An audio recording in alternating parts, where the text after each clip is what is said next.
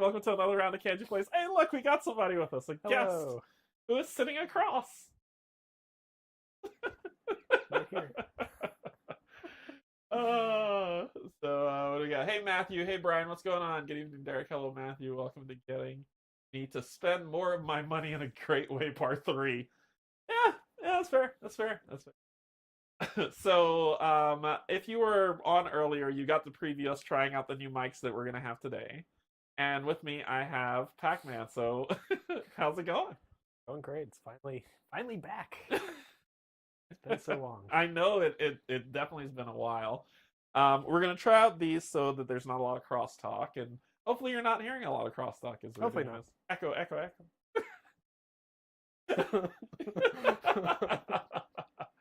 Hey, Pickle, how's it going? Hey, Chris, what's up? What's up? What's up? So, we are going to get into this playthrough of Rogue Angels, Legacy of the Burning Suns, which we're going to be playing through. This is the Kickstarter preview. I will let you all know I did receive a preview copy from Emil, the designer. So what you see now is just preview content. Everything that you see is subject to change. So don't think that, oh, this is the final or the finale of things that's going to be on the game, right? What's really cool, and I know Kim and Steve played yesterday, Barrington and Colin played Monday. So we're just kind of continuing that forward. And what's really cool is that the designer actually sent us all different characters.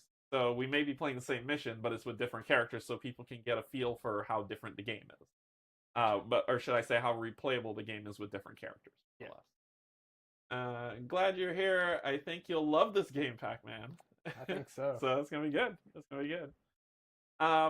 We're testing this out now with because I'm using the stereo, so I'm left channel, you're right channel. For interesting. Yeah, I don't know why they did it that way, but I guess that's the only way they could think of sending it over. Okay. So we'll probably have to talk a little bit elevated to make sure things go through, which should be fine. Okay. So before we begin, I just want to say thank you to my patrons, YouTube subscribers, and if you're neither, just coming in to hang out, thank you and welcome as well. I'm trying to think. Oh, important thing. So Rogue Angels is going to be coming to Kickstarter next week, Tuesday. Kickstarter next week, Tuesday. Yeah. So Is that what you said?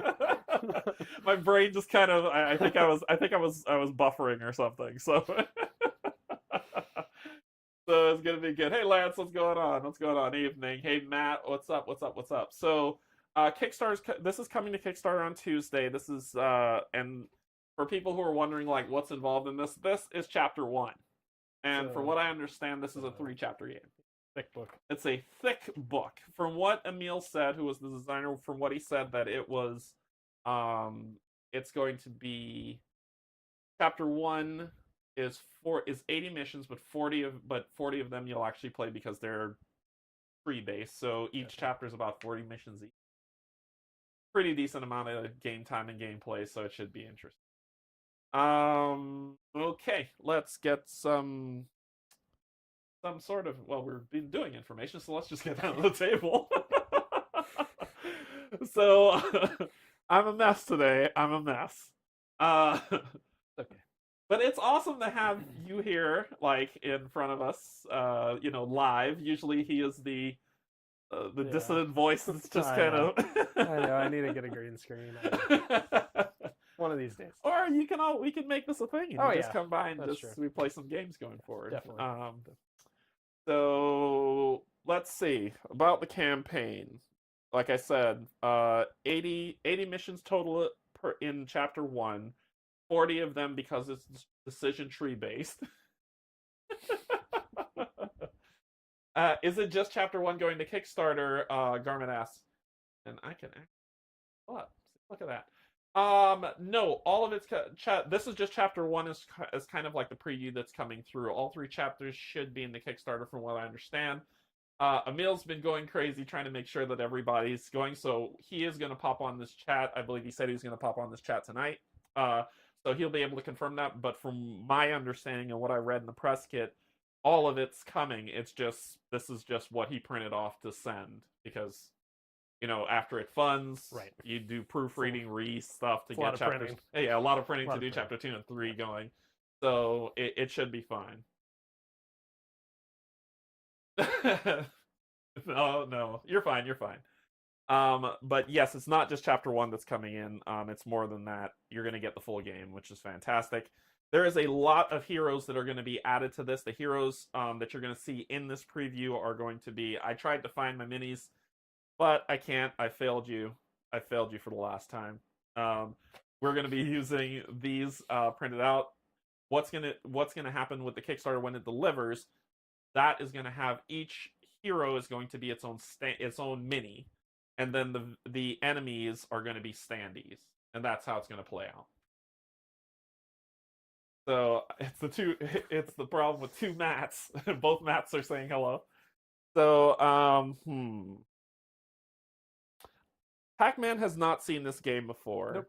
Nope. So I'll be teaching him how to play it, and in turn teaching you how to play it. Now, if you watch Barrett Collins' two streams, him and Steve's stream yesterday, then you already get the gist of the game. We're going to go through the same mission, probably a little bit more depending on how you feel about it. Sure. And then, but we'll teach him how to play the game, which in turn informs and teaches you how to play the game, and it'll be fine. Okay. I think I got through everything. Aliens. There's aliens and there's space. Best kind. The best kind of game. I wonder if they will have acrylic standees as an option. You know, that's a good question. I think Emil would, once he pops on. I'm not sure of that answer, honestly. But I think it would be fantastic when he pops on. Garment, when he pops on, ask him that, and he should be able to answer it. I hope there is, though. All right, so we're gonna start with a story for you. So story time. Maybe just me. Pac-Man seems a little bit quieter to me. Yeah, because he's a soft-spoken person. I have no idea what you're talking about. Sorry, I am not speaking very loudly, I guess. Yeah, Pac-Man's a soft-spoken person. I've tried to move if I move the lapel up any farther, I'm going to eat it. You got to put it like right here. Yeah. Just right here. Just attach it to your cheek. Hello. Hey, Elaine, what's going on? Yeah, it's because he's soft-spoken, but he'll speak up as he needs to. I apologize. This is what you get for being a kind person. So we'll get into our story, and you can see some pictures, and then we'll get into where we are. And we have characters that we're going to introduce. These are our characters. We'll read their story and get through stuff. So we're going to have on a good time. The one thing I'll say for Emil is like, hey, there's this really cool crew called Foreteller. They're amazing, and they do audio narrations. Just wink, wink, nudge, nudge. So unless you want to hear my voice on recording, which is awful. So for 1,000 years, the Galactic Assembly of Sovereign Civilization has governed the burning suns. By providing a forum for cooperation between the most advanced species of the galaxy, the longest peace in galactic history was achieved. A truly golden age of harmony and prosperity. And then the Fire Nation. Unfortunately... How dare you. The heroes also have standees if you want that option too. Yeah, exactly. Unfortunately, however well-intentioned, their foundation, however principled, its leaders, no civilization can endure forever. Eventually, inevitably, the assembly failed. So the Fire Nation attacked. War is now spreading like wildfire. Stifled by bureaucracy and paralyzed by insurrection. What is this, American politics? The Assembly desperately tries to keep old grudges and new rivalries at bay. But unchecked greed, overweening pride, and perhaps something yet darker threaten to consume the galaxy.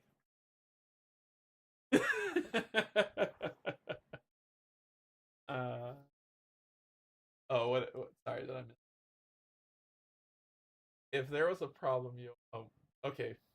So we got Vanilla Ice going, and then I just say this because you're testing. I am soft-spoken too. Usually that's what people say. You're not alone. I can move it up farther. It's just gonna be right on my collar. I feel like it's just gonna hit the chin. Yeah, we'll see. This is a test. This is a test out, so it's fine. It's fine. I have to talk. As the member civilizations draw their battle lines and stake their claims to stars and systems, lives and loyalties are torn asunder. From Eva Aurelia to panacea from Nomius Timodius, people who have only ever known peace and privilege, Lord, must reckon with the new harsh truth that the galaxy isn't as safe a place as they believe. It's a shocker. People are dying. Really? What? In war? Beyond the Assembly's control, though, an uncertain life is business as usual. Uh, for the freelancers and free spirits of Brimstone Base, home of the Hellfire Pirates, risk is all in a day's existence. A little too close to the galaxy's incandescent heart. Vexitian is a toxic, superheated mess of a system, a perfect mess in which to disappear. Brimstone, buried deep beneath the sulfurous surface of Fury's Fall, man, that's a mouthful, is a lodestone for the disaffected bounty hunters and runaways. Yeah, exactly. Feels like if both of you are a bit quiet, Pac-Man more so. See, this is what happens when it goes to the channel thing. But if I do mine, oh, I know what I could do. We can switch between the two. Yeah, we can switch between. Don't you have like a gain or something? The problem is I can't seem to find a damn thing. How about if I boost these? I don't. Do you see the number going up at all? Did it raise? Yeah, I mean you're in the yellow now. So. Yeah, once I'm in the yellow, they can hear me. If I stay in green, they're not going to hear me that well. Check 1, 2. Yeah, see, even then you get in the yellow. So I pushed it up a little bit. I pushed the gain up the equalizer settings a little bit. But what would be great is if the equalizer had a thing that said gain. Yeah. Then I can erase that. But nope. Interesting. Okay, well, hopefully we're not blowing it out now and sound like somebody's like, "Oh my god, I just redlined." Yeah. Yeah, let me turn it down. We're gonna sound like we're gonna drive through here in a second. Yeah, let me turn it down some. I think I just redlined on somebody. All right. Yeah, hopefully that'll be a little bit better. As long as we stay right there, it should be fine. All right. Where was I? The galaxy is the galaxy's on fire. Yeah. Bounty hunters and runaways, thieves and smugglers, slaves and slavers, those for whom the suns don't shine. It's a dangerous place. Really? It's a dangerous place. Violence decides the pecking order. But someone always has a job for an enterprising mercenary or a desperate one. And if your skill and luck holds, there are a lot of credits to be made, particularly now. War, after all, is good business. Fuck.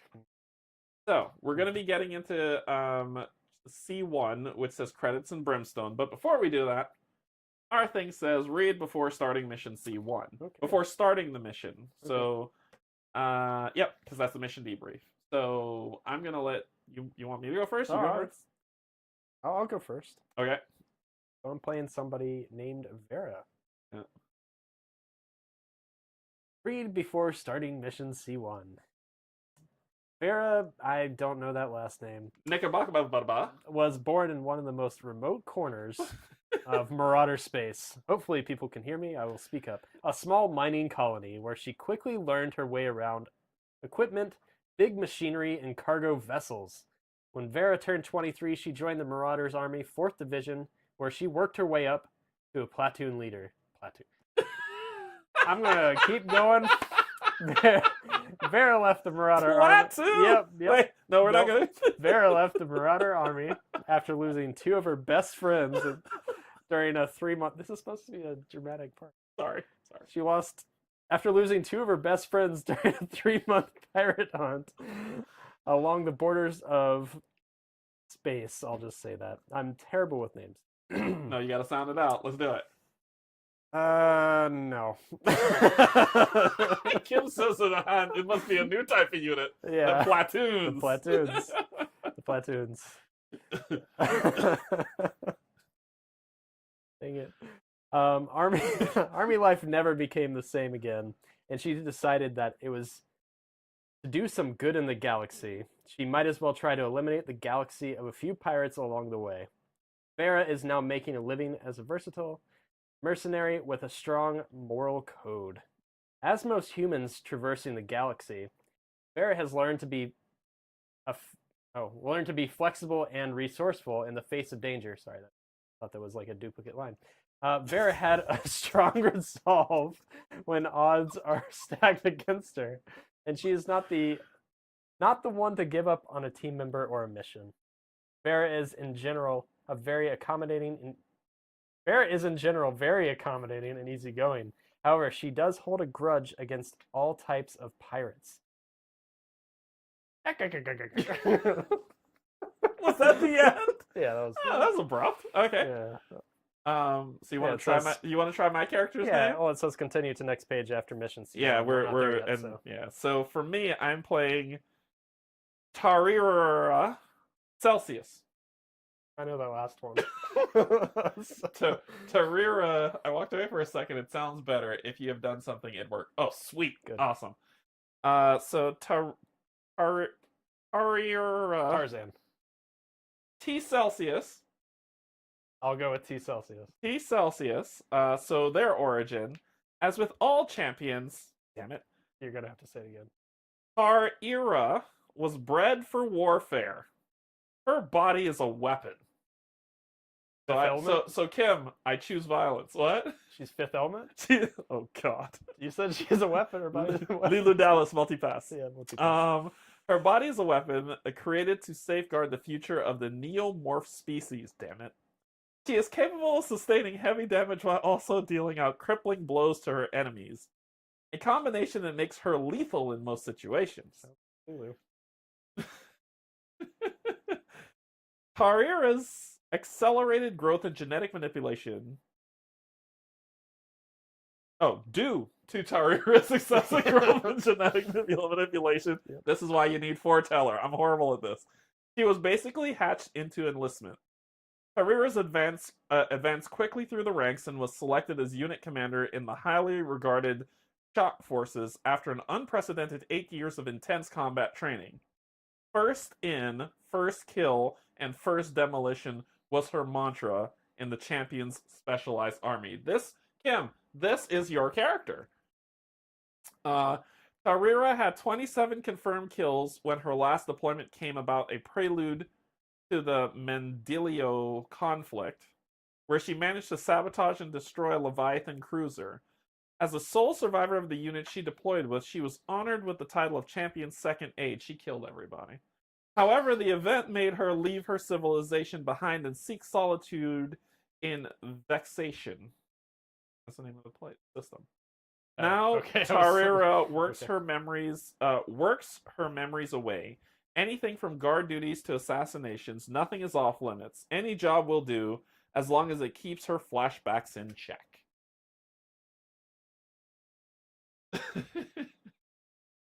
You're an excellent preschool story reader. So I don't know. Weren't a lot of pictures. So well, there are pictures here for us to go. On there. So C1 mission C1 credits and Brimstone, location Vexation, Fury's Fall, Brimstone base, year 1001 ATA. C1 mission briefing. The main entrance to the scorching sulfur-engulfed hangar area shuts behind you. Pirate security officer in person says, "Ah, fresh meat!" You want to take that again?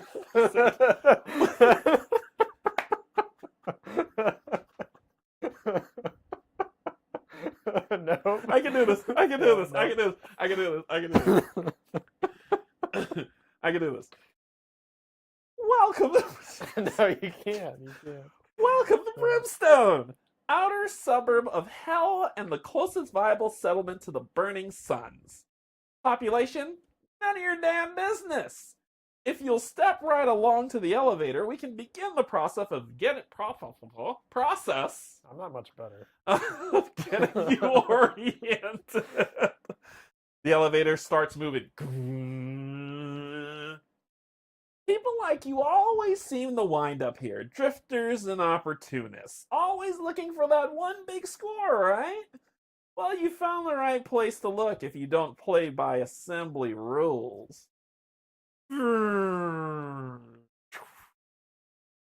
Speaking of rules, we do have a few. First and foremost, some security precautions.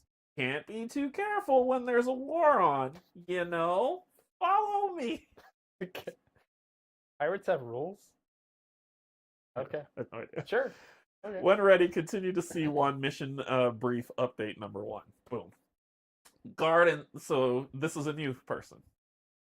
Step aside. Spread out and don't move. Turn your head and cough. Yeah, okay. Turn your head and cough. Oh boy.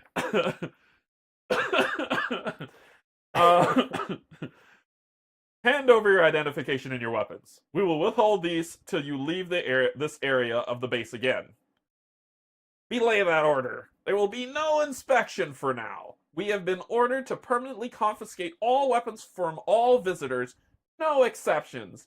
And any neomorphs or champions are to hand over all their gear as well. We don't trust those warmongering snakes. Action. Every player must put aside all their cards with weapon classifications. So, if you look at your cards that are in hand, we will remove our weapon classification card. So if you look at the bottom, and I'll hold these up for you all to see. You see at the bottom where it says weapon? So you're gonna take all those out. I've only got 2. I've only got 1. And set it to the side. Just put it to the side because you won't be using them right now. Unfortunate. They must not be used for now. Every neomorph and champion player must also put aside their gear cards. Okay, I don't like that. You have any gear? Yeah. Get them out of there. I have a lot of gear. I don't. I got all ability cards. You're losing your jetpack. Oh no! And my translator. Yeah, pretty much. Or are you just playing with 2 cards? I have 3. 3 cards.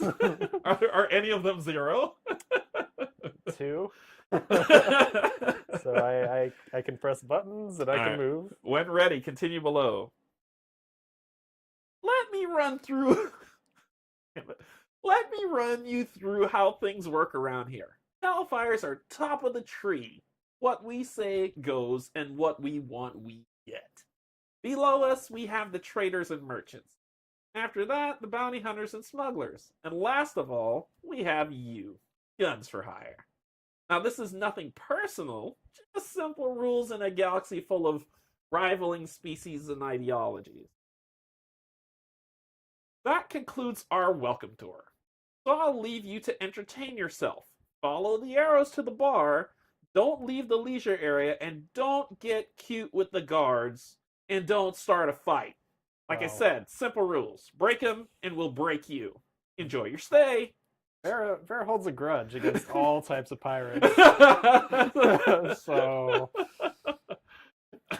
don't know how. At least Pac-Man won't have trouble choosing his actions. Yeah, exactly. When ready, continue to C1 mission briefing update 2. Boom. The noise from the speakers and crowds. That's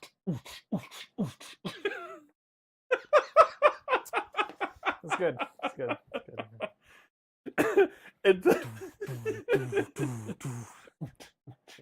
Intensifies as you approach the bar area.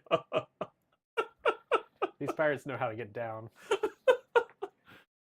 Why did they give me these games? You think they'd have like an old sea shanty or something playing? Listen to Pineapple Under the Sea. Not that one. Yeah, no, not that one. Not that one. Oh my gosh, I think Foreteller not required. This is amazing. Oh boy.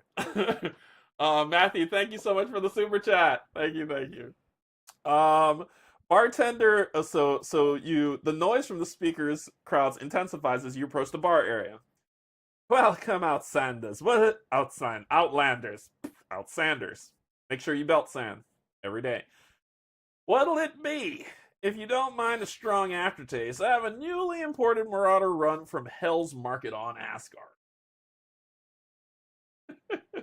Asgard? Yeah, Asgard. Asgard, right? Not Asgard, Asgard. That's what it sounded like. I was like, what? Excuse me? That's exactly where the new brew comes from. Oh, boy. Hey, Chris, love the Mets. I got here late. Is this coming to Kickstarter or GameFound, and when? This is coming to Kickstarter on September the 4th. Next week, Tuesday. Oh, there it is. It did announce. Thank you so much, Matthew, for the super chat. Here's your drink. ... Was rum, right? Yes, Marauder rum. Oh, from Hell's Market on Asgard. Yeah, you said it again. Yeah. Cool Whip. Yeah, Cool Whip. You have a personal call on the comm. Let me reroute it to your device. Just a second. So this is Umbrasius on the comm. Greetings, Commander. I'm pleased to hear you've already assembled a team. As you can imagine, with so many factions on the warpath, I'm not going to be able to keep these straight. It is almost impossible to find an unaffiliated agent through our regular channels. But let's get straight to business. The Neomorph policy is deeply concerned by the Assembly's failure to control the unprovoked aggression of our enemies. I've therefore been tasked with exploring alternative strategies to defend the polity from all current and future foes. You asked for this. An explanation that has led me to this particular suburb of hell. When ready, continue to C1 mission layout. So as this game goes through, as you see, you're getting imagery, you're getting a lot of comms chatter story that's building on for you. But then it tells you how to set up the board. And it says, mission 1, layout 1, map 01. So if we, let me fold this over. So if we go to the map book, so this is the map book, and we look for map 01, we just flip this bad boy over. Sorry, I gotta place this way for the camera thingy. That's fine. So we flip that over, and that's the map that we're going to be playing on. What we're going to be adding is our team is going to start in one of these 4 squares. So you get to choose where you want to be placed. Okay. I will do the same. It doesn't matter where. Yeah, up to you. One of the 4. On the table. All right. We will add a question mark here. And 3 locked doors. Real fake doors. Come on down. Fake doors. If ooh wee. Ooh wee. Damn it. We watched too much TV. That was on you. Over. How many of... Okay, we have to get through 3. So there are 3 doors that are here. So this is the setup. All right. So Umbrasis. Vexation is a wretched place to find yourself delayed. But this is the situation I find myself in. Rendezvous with me at my location, and I'll explain further. Don't delay, Commander. I have no desire to stay in this garbage incinerator of a system a second longer than necessary. Oh, no. Okay. So our mission parameters. Turn limit. We have, at 2-player, we have 3 rounds to do. So get the commander adjacent to the point of interest. Okay. Yes. Get the commander adjacent to the point of interest. Adjacent does not mean on top of, though it is legal with a borderless POI-like here. Point of interest like here. Introduction note. In the beginning of each new mission, you always select a commander. This player will call the shots when mutual agreements cannot be made or in cases where the team must vote on decisions. So that's our job. We have 3 rounds to get there. Okay. I must be missing something. Nope. That's an open door. Yep. Okay. This is an open door that's here. Any of the red lines that you see here are walls that you can't go through, so it locks everything off. This game just pause here before we start playing. This game unfolds as you play it. I figured. So we get there, something else happens. We go do something else happens. Yep. And that's how the missions go. It's not like, okay, there's this one mission and when it's over you get this wall of text. It's things happen. Things continuously happen as you play. Yeah. Make sense? Kind of trying to emulate real time. Yeah, trying to. So we have our characters. We have our starting. I have a special ability, and we'll talk about my character, Carrera Celsius Fahrenheit. So I have Champion's Second Aid. Once per mission, you may perform one extra action on your turn. So instead of the 2 actions, I can have 3 once per mission. Engineered Bloodlust. If your action dealt more than 3 damage to an enemy, regardless, if that's it, regardless, my head would have exploded. Regardless of shields, deal 1 damage to all adjacent characters. This is such a Kim character you don't believe. And I've got 2 of the dominating traits that I start off with. I have 2 focus. You can use focus to reroll dice. I have 4 shield. That's kind of good. Your health, yeah, if you think about it. Yeah. And then our turn token that is here. Well, let's grab your character here to show. So you have, you gotta pronounce her last name. Vera. Naga, not gonna work here anymore. Yeah. Nakalu. What's her human resolve is her special innate ability. What's that? Human resolve. When you're more than 2 spaces away from the nearest ally, you have 1 free reroll per action. Sweet. You've got 4 focus, 3 shield, and then you have 1 inspiring. Yep. That's on there. All right, so we choose who the commander is. You want to be it? You want me to be it? Up to you. Go for it, Commander. Okay, so on each player's turn, we have our hand of cards that is without weapon. I just have abilities at this point. Ability. And you have 2 actions that you can take, right? Mm-hmm. You can play cards if a card has a 0 on it, right? You play it, it'll go to the end, and then it immediately comes back to your hand, and you can actually play it again. Yep. So you can play cards. You can play 2 cards. You can completely end your turn and take a rest action. So that means I'm foregoing my turns to take a rest action. And what a rest action does is, I had that written down. Move all cards 1 slot on the time slot. Okay. All right. Basically, you can, let's see, play an action card. You can concentrate to gain focus, and those are the 3 things that you can do. Play a card, concentrate to gain focus, and take a rest action to shift time to get cards back, basically. But you have 2 actions, right? Yep. So you're set. You can do your first action, play a card, and your second action to rest. Okay. Make sense? Yep. After each player finishes their 2 actions, we flip our activation token. This shifts down, and then it's the next player's turn. Okay. And then we rinse and repeat. So basically, it's saying that we have 3 turns just to get there. So it's making it kind of simple for us to move around. Yeah. So I could take commander if it's fine. Go for it. I'll be honest, I'm not moving much. You're probably not gonna. So yeah, this will be enough to do it. When you move, it doesn't have to be orthogonal. You can move diagonally. Yeah. So you can just do, like, if you're moving here, you could do, like, if let's say you have to get, let's say this red door isn't here, or this red line you have to get here. Yeah. You can do 1, 2, 3, 4, right? You free movement in any direction that you want to go. Yep. So my first card is going to be charge. Oh wait, and then deal 2 damage. I don't want to waste that. Power. No, I don't. I was like, okay, I don't want to waste Scrappy. That. Instead, I'm gonna use this. I'm gonna use my basic move. So if you notice on the basic move, it costs 0, so I'm gonna get it right back into my hand.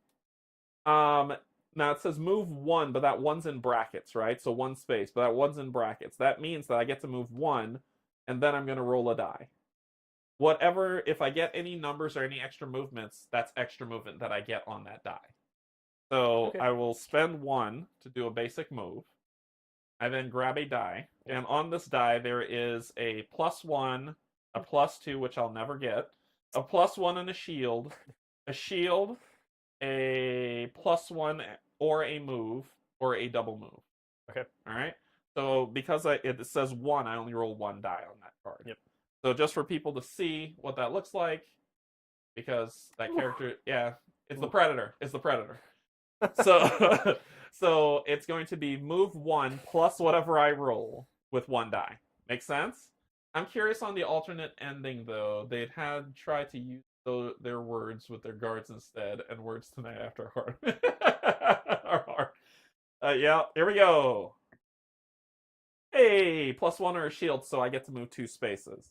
Right? So I'll do 1, 2. And then, because this card came back to my hand, my second action is I'm going to do it again. Okay.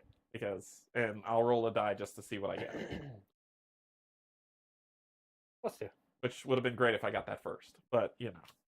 So I'll move here adjacent to it, and then I end my turn.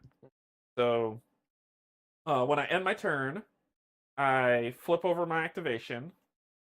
I decrease the time, and then it would be your turn. But I did end my turn. It says get the commander adjacent to the point of interest, which I did. Yep. So I'm good. So it says if success, continue to C1 mission update 1. All right, so we do stuff. So we're going to remove this and remove that guy. We're going to add in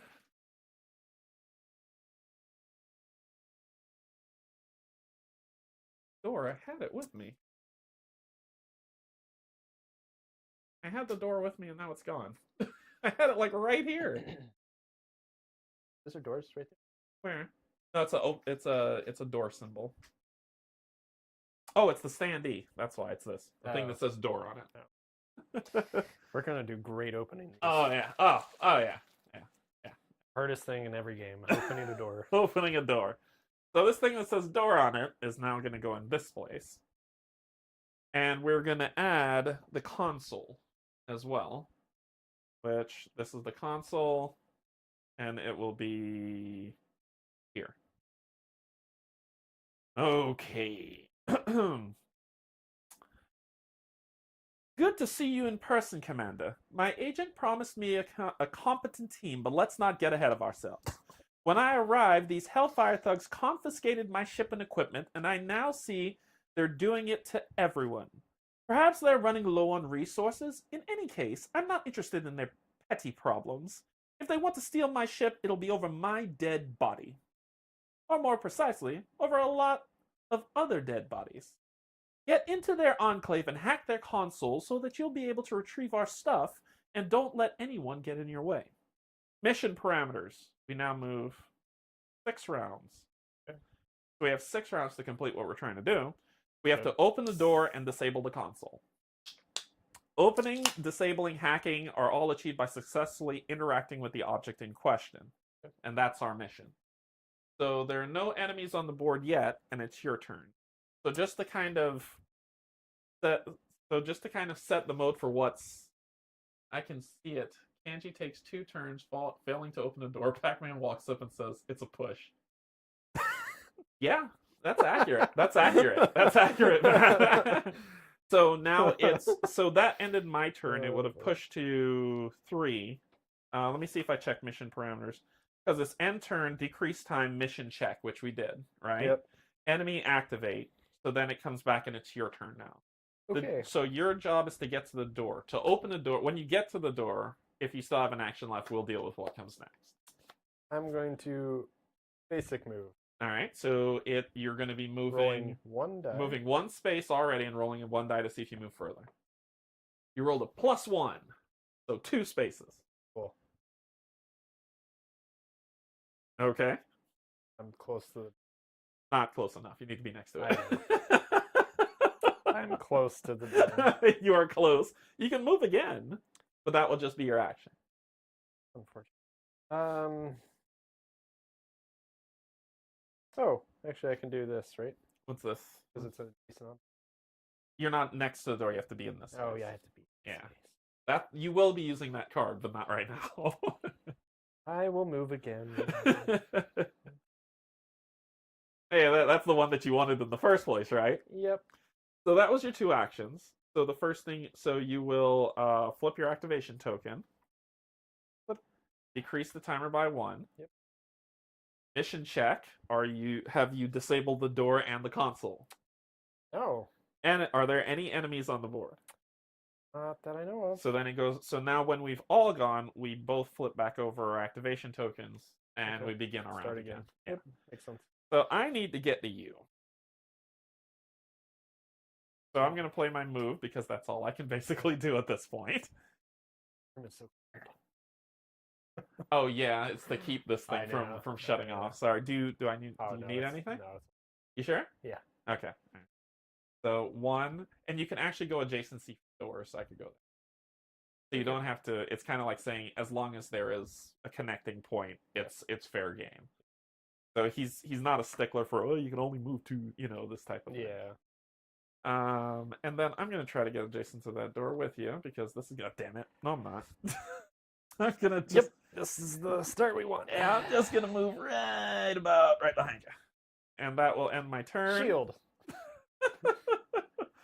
Yep, you're and helping. I'll move that down. And thanks, Commander. Helping. That's a door. Basic interact. Yep.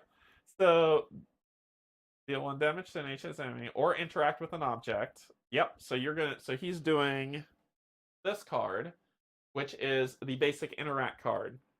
He's using the Oh God. He's using the finger of doom. Yes. So interact with an object. So you're going to interact with an object 1. What this means now is you're going to go to this bag. This is the mini puzzle of the game, right? Okay. What you're looking for to open this door is you have to pull 3 of the same color out of this bag. If you pull how many? If when drawing, well, there's a lot. If when drawing, if you pull whites on your attempt, yep, you then fail the attempt. Cool. All right. Oh, roll. Oh yeah, you got to roll first to see how many you're gonna pull. So right now you're only pulling 1. Roll the die to see how much more you're gonna do. Hey, so you're gonna pull 3. 3. So you get the full 3 out. So okay, here we go.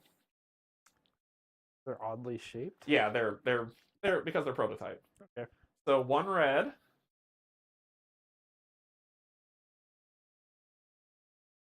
Come on, Yahtzee. Nope. A white is considered a wild, but if you draw 2 whites, you fail. Can't be too wild. No. God damn it. No. All right. So when this happens, you get to choose 1 color to keep.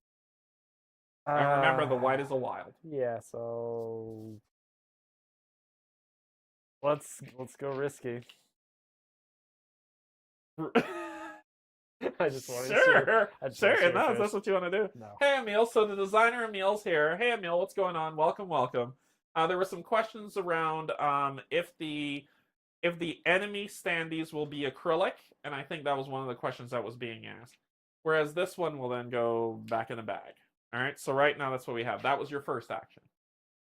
Okay. So you got that 0 back, so you can interact again if you want. I'm going to interact again. Hey, Sarah, what's going on? Hello, I need to roll first. Yeah, you need to roll first. Yep. So you're only drawing 1. Like I said, doors are impossible. Well, before you can, you can spend the focus to re-roll that. I probably should. I have enough. Yeah, so you'll spend the focus to re-roll. For now. Yep, for now. Great. Another shield. Awesome. You can do it again. You can keep doing it as long as you have focus. It's up to you. Hey, Commander. What'd you get? Not the color. So that was all you could draw was 1. Because your card only let you do 1. Cool. So, actually it is. No, I kept red. Did I pick the wrong one? You did. Oh, okay. Okay. There we go. Okay. Purple and red. So that's the other 2 went back in. The white and the red was your first, and then the purple was what you drew. But the purple from the other one you put back in. Gotcha. It goes back in the bag. Gotcha. So that ends your turn. Yep. Flip your activation token. Increase time. Yep. And then no enemies. No mission. We haven't completed the mission, so then we flip back over activation. We have an enemy right there. It's called a door. Real fake doors. Matt is hanging his comm wristband. Matt is having his comm wristband to help him out. They only stole gear from Neomorphs and Champions, not the humans. Oh, so you still have your gear. That would have helped a lot. Yeah, that would have helped a lot. Whoops, that's our fault. No, I guess I read that wrong. I'm sorry. I read that wrong. See, this is the reason why I mail joined. Yeah. Because you have a card that would have opened the door? I can interact with an adjacent object for a ton more. Yeah. A ton more. Yeah, that would have helped. Yeah, we're going to fail this. All right, so I'm going to move right here adjacent, and then I'm going to attempt to interact myself. So I'll pull 2. Good luck.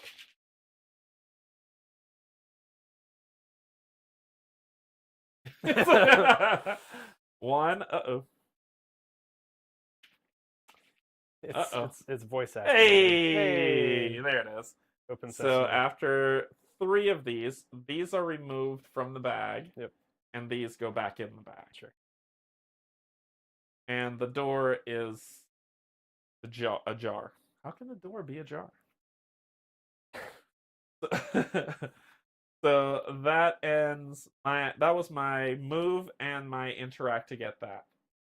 Yep. Sure was. So I flip this, move that, we're down to 2. It is your turn. Get in there and get to that console and use that handband. Yeah, I want to do that. So probably need a dash. The door is not ajar, the door is a door. I'm assuming I need to be ajar. dash, but it has a cooldown of 2. Sure. Get us Just there. so I can get yeah, there so faster. just you could get there faster. We're running low on time. If it hits 0, we fail. Right, that's... Yeah, so you'll spend 2. You get to roll 2 dice. Oop, got one. So 1, 2, 3, 4. Yeah, so that puts you right where you want to be, right? Sure. Now that goes in your 2 slot, right? Yep. And let me show them what this card does. Yep. You can see. So this is the card here. It's called Dash. He moves 2 innately, then he rolls 2 die. He got a +1 on his. And there's abilities that are on the bottom, but I'll explain those when the time comes. But not right now. We're on a. So that's going to go in your 2 slot for cooldown. I mean, I can't use another 2 slot. Yeah, you can up. Yes, you can. Okay. But you can push it. You have to push it at 2 or higher. So, for instance, if you say to yourself, "I have a 2. Yep. Oh man, I have another 2. I can't play it." Yep. You can push it up to 3 or 4. Anything at that number or higher is an open slot for you to use. Gotcha. Just on timing reasons, because I messed up the other thing. Well, use the thing. I'm gonna use the comm wristband. Okay, so the comm wristband's coming out. So it's interact with an adjacent object for 2 plus 2 dice rolls. Now for what you want. All right. So that's a lot of movement. Sure is. I think you need to push your luck and re-roll that. Yeah, I can run around the console.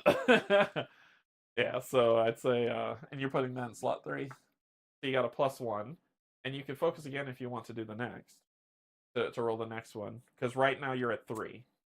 Well, yeah. 5. I'll take that. 5. So you're pulling 5. Do not pull too white. And you don't you tell me what to do. You're not my dad. And you're not my commander. And keep in mind that you can stop at any time.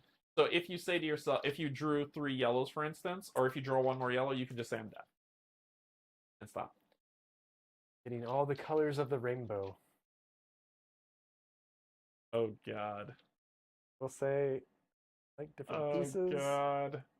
Sweet, you got it. You got it. You can stop. Oh, I thought it was 3. 1, 2, 3. Oh, white. Yeah. White is wild. Woo! So this will go back in the bag, and these are removed from the game. So put that one back in. And you were able to interact with the console. After 4 movements. Oh my God. Alright, so that was your second action, so you moved in and you interacted with the console to knock it out. And you're done. So it's perform 2 actions, end turn with free rest. So you're going to shift those down 1. Yeah. And then you flip your activation token, decrease the timer, and then we do a mission check. So the mission check is we failed. No, the mission check is do a barrel roll.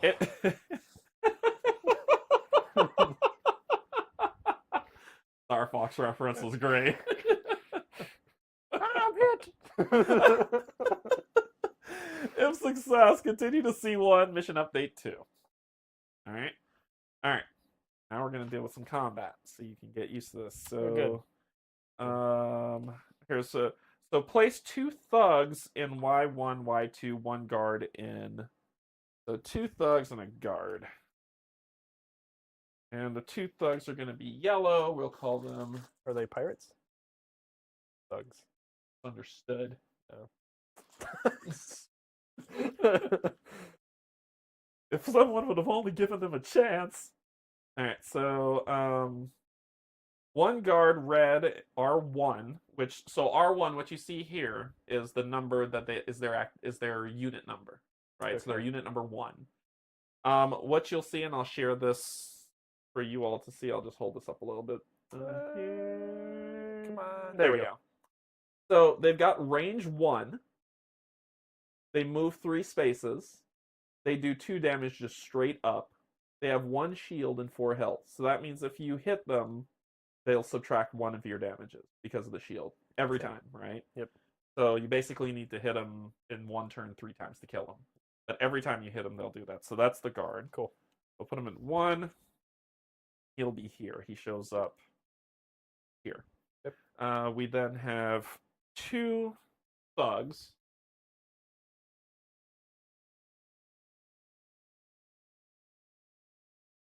Right, so the thugs have range 4, so they're shooting you.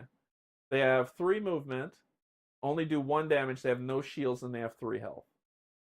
Make sense? Okay. Oh, what happened? Did I miss something? Oh no, I'm just reading. What are you writing? This means that you could, but it's cool that you make it harder for yourself. What? Am I getting like chastised? What's happening? This means that you could play the dash on 3 and then have the wristband on 2. Yeah. So it's not really making it hard. So basically, if you have a 2 card, you can play it on 4 innately, right? You don't have to wait for the slot to be taken up, and that's what it means. Right. You don't have to wait for it to be taken up. But the many moves, Matt. Why are you calling him Matt? It's Pac-Man. I don't know. Your name is Matt. No. Your name is now Matt tonight. Great. With the many moves, Pac-Man could also have positioned himself 1 square further away from Canje, so he would be able to utilize his human resolve, which is your innate ability, giving him a free reroll per action. Not trying to backseat play, just explaining how hard they make it for themselves. That's my job. Entertaining. My job is not to make the game easy for me, Matt. Who? Yeah. Okay. But what Emil's saying makes sense. It's more, you have options, right? It's not, I have to play the second one. I could do that. You have an innate ability. I even have one where once per mission I could do an extra action if I want, right? But it's like just kind of. I actually forgot about that. Yeah. So it's just kind of to check that out to make sure that. And we're learning, right? So it's all good. It's all good. I know it's coming from a good place. I'm not worried about it. Okay, and their activation card is Apprehensive Attack on red. And I'll talk about that when we get to that. When they activate. When enemies activate, stuff happens. Yeah. The enemy AI actually I really like, because this happens, and then it flips, and then this happens, so only 2, at most, 2 enemies activate at a time. So if you got a board full of enemies, only 2 of them are going to activate at a time. Okay. Right? So it makes it fair so you don't get the crap kicked out of you. Yeah. Hey, Nick, what's going on? Hypothetically, if I threw a grenade... so when we were at... Is it sticky? when we were at Gen Con, we were playing Nemesis. Yeah. And he was like, I have a question. Hypothetically, if I throw in a grenade in a room with you, are you gonna be mad about it? I was like, so you threw the grenade. And then on my turn, I was like, well, hypothetically, I have a grenade too. All right. So, as the console shuts down, you swiftly open the armored boxes containing your confiscated equipment. Every player gains all their weapons and gear back, so you get it all back in your hand, all of it, in hand, and is now able to use them all. Their security system is compromised. I've accessed, I almost said access to their vault and my ship. I'll pick up my crew members in the bar area and meet you on board my ship. It seems that the Hellfires have been alerted to your presence, but I assume that you're capable of dealing with such trifles. Who are you? What are you doing in a restricted area? Did you not understand the rules you were given? I guess I'll have to get my guards to give you a little reminder. I start blasting.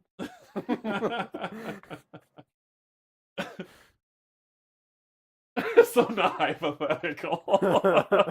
So we move up our turn limit to 5. Our job is to eliminate all enemies. Introduction note. Eliminating, killing, destroying are all achieved by using weapons or abilities that deal damage to the enemies in question. Killing people takes stuff. You can't do it with your bare hands. Remember, when enemies appear, they always go first after the mission has been updated. Your turn ended, we were on mission check, so that means they're going to activate. So, here we go. Yep, we know how to time things. Woohoo! Yeah! So, the first enemy is going to go. Yep. It's going to be the enemy with the lowest value, which is red 1. Yep. He's going to move to the nearest player and then attack the nearest player. Red leader standing. So the nearest player is you, and his movement is 3. So boink, boink. I deserve that. And then he's just going to hit you for 2. So that means, do you have anything, any of your abilities? No, that's just... So you're going to take 2 shield damage. Ow. That hurts. Yeah. It's 4 a.m. here. That may be why. Pac-Man, my apologies. Oh, don't worry about it. I didn't expect you to... Yeah. So that ends the enemy turn. Then it comes back to the player turn. So since we all went, we flip back over activation tokens. Yeah. That guy is a little bit more beefy. He's got... What? He has 4 health and he has 1 shield. These guys got some serious range. You don't need to get shot. What fainting look like in this game?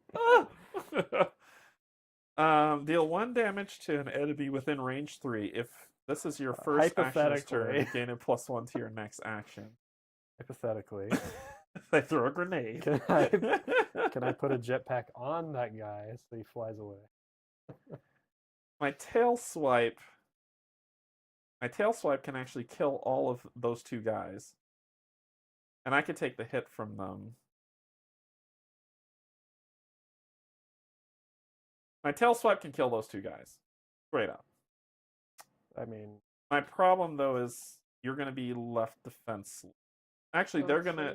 Yeah, because he's gonna activate again. I'm not defenseless. I have a pistol.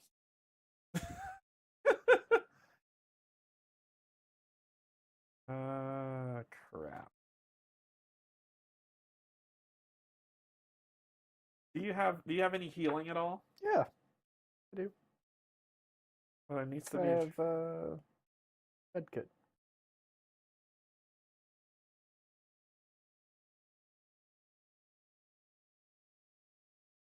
Three. He'll still have 1. If I do 3, he'll only take 2 damage. Med kit's fine. And I need to live. I got my gun. I need you to live. I got a pistol. I need you to live. My problem is I can go take those 2 guys out right now. The problem I'm saying that I'm going to have with that is he's going to activate again and you're the nearest character. Yeah, that's fine. I got a jetpack. Got a jetpack. I got ways around this. You just don't understand. Run away. Yeah, I don't know what to...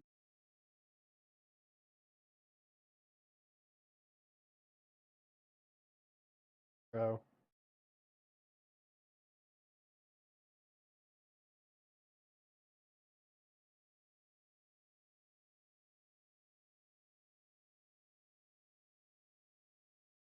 Tough one. I'm sorry. This is a. He bravely ran away, survived. I feel like I always play the character that. I don't know how to heal you. I can't heal you. If your action dealt more than 3 damage to an enemy, regardless of shield, deal 1 damage to all adjacent enemies. Maybe my engineered bloodlust can get rid of that guy. I could take the hit from them, and then I can kill them. So let me see. Let me see. I think I'll be okay. Can I do 3 damage to him? Do 3 damage.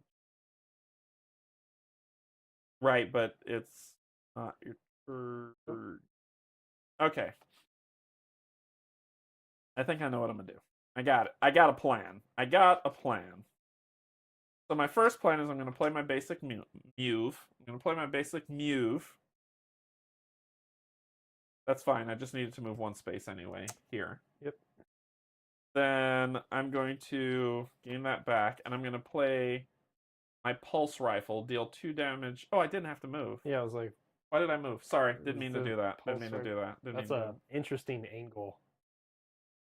Oh no, I have to because I have to be adjacent to do it. Yes, and it will do. Right now, I'm going to boost this to do 3 damage, and I'm going to roll a die. My hope is if it does 4, I will kill him. Right. But that's the hope. So I need to move next to him. Going to 3 with the pulse rifle. Do 2 damage to an enemy within range 7. And down here, you see where it has the symbol here with the +1 damage? That's what this use is for. Yep. So I'm going to use... oh, sorry, you can't see that. That's what this use is for. So I have 2 of them. I'm going to spend 1, right, to boost it, which does 2 +1 damage. And then I'm going to roll the die. You have to say that you're doing this before you roll the die, right? Obviously. So I'm doing 3 damage innately. Makes sense. I'm going to re-roll that die. Yeah. Good choice. Yes. Ah, there you go. So that is 4 damage, so I got the +1. So that's 4 damage to him. He has a shield, so he's going to take 3 damage. And my Engineered Bloodlust says, if your action dealt more than 3 damage to an enemy, regardless of shields, deal 1 damage to all adjacent enemies, which kills him. Nice. Yay! You did it. So he dies. Thanks, Commander. I did my job! So he's dead. And this goes into the 3. At the end of my turn, we are going to move this down, flip activation, decrease time, check the mission status. Is everybody dead? No. So then the enemies are going to activate, so we're going to flip this over. Okay. Almost, yeah. And it's going to be the least enemy, the nearest player. Yep. So it's going to attack the nearest player, which is me, or the last activated player if it's a tie, which is me. Yep. I am well within range for him to shoot me, so he's going to hit me for 1. The next guy then activates, and he's going to move to the nearest player. Oh, sorry, he's going to move to the activated player, but he's not going to move because I'm well within range. This guy, he's also well within range to shoot me, so he's not going to move, and then he's going to shoot me again for another 1. All right. Yep. And that ends their turn. It is now your turn. Okay, so job's done. Job's done. You want a shield? Yeah, that'd be helpful. Okay. But do you need one? You need 1, right? Yeah, that's fine. And you can heal me if I die. If I get knocked down. Do you have a med kit or something? Yeah, I can get you back up.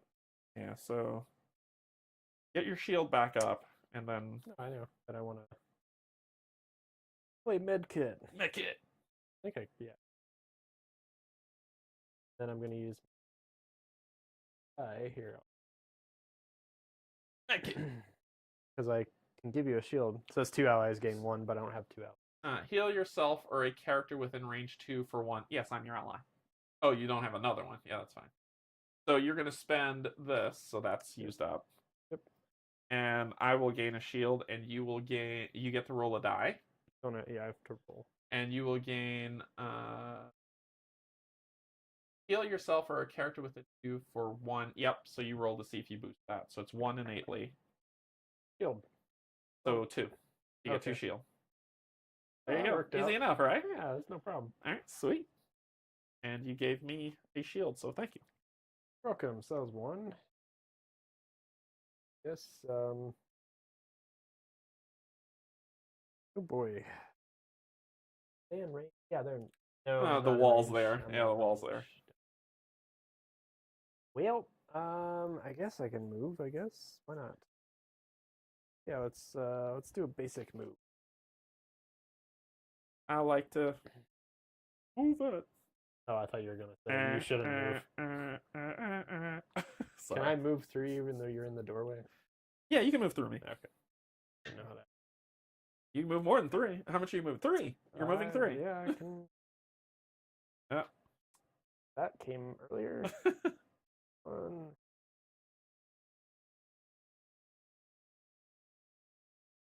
Yeah, 3. Why not? Fine.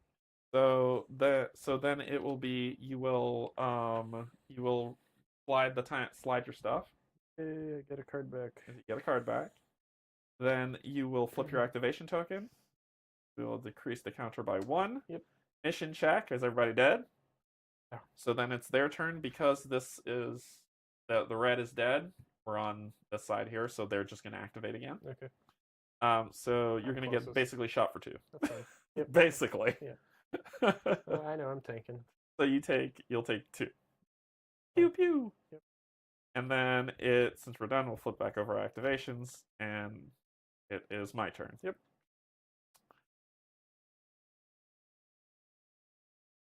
All right, so I'm just going to go all crazy right now. Yeah, I'm just going all crazy right now. So I'm going to do charge.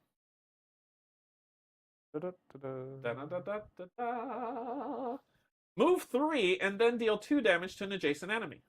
So I'm about to miss somebody. So I will upcast that because my 2 slot is filled. It is no dice to roll, so I'm just gonna do 1, 2. Gotta see I can get there. Sorry. See, it doesn't put me adjacent, but maybe I can. Yeah, I can shoot a guy. All right. 1, 2, 3, and 2 damage to that guy, just straight up. I don't get to roll a die. Yeah, no die roll, just 2 damage. Just take it in the face. So he is going to take 2 damage of his 3 health. He's down to 1 health. Okay, fine. Then, if I could have gotten adjacent to that guy, I could have whacked them. I could have killed them both. That's okay. Then I have something, or at least one of them. Actually, no, I can. We'll see. I'm just gonna kill that guy. You get the other one. Okay. So I'm gonna shoot him. I'm gonna play a basic interact, deal 1 damage to an adjacent enemy. Deal 2 damage to an adjacent enemy. That comes back to hand, and he is misted. That's my 2 actions. Shift, flip, move. He's gonna shoot me for 1. Okay. Kill him, please. We're almost out of time. I'm gonna play my pistol. Oh God. Yeah. You get to roll 2 dice with it. Deal 3 damage to an enemy within range 3, and you get to roll 2 dice to see if you boost it. So you can move. You have 2 movement that you can add on to that, and you can make it +1 or gain a shield. I'd like to use my. I'm not more. Within 3. Yep. So like I already do 3 damage. So then you can get the shield to help yourself, and you get some move. So shield goes up. Yep. Shield goes up by 1, and then you get 2 movement.